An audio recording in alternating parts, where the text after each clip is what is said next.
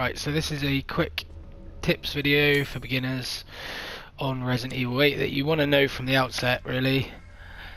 So firstly, on these buildings here, you can see the blue and the red. The red symbolises the fact that you haven't found everything in the room. So once you've completely searched that room,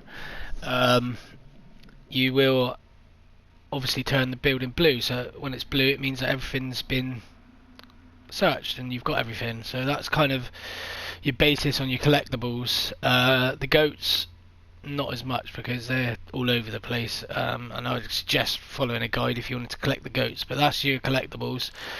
The next tip is, personally, I wouldn't worry about upgrading guns. I've gone through the whole playthrough without upgrading guns, but you're going to want to, from the outset, you're going to want to buy all the bag spaces, prioritise that over everything. There's certain points in the game that you get the bag spaces, so you get, I think you get like straight from the outset you get one bag space, and then a little bit later on you get the second bag space, and then ahead of that you get another bag space. So the last bag space costs 50,000 lei or whatever it's called, so it's worth just remembering that because you're going to need the bag space for the amount of stuff you're picking up.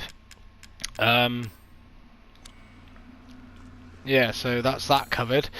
And the last important tip I'd say to you is there are wild animals in the game and you need to kill these animals and collect their meat. Do not sell the meat, simply because you use the meat to make recipes to eat. They give you permanent buffs.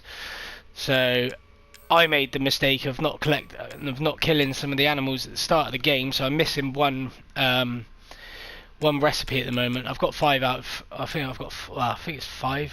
Well, I've got all of them bar 1, and it's just simply because I missed some fishies at the beginning.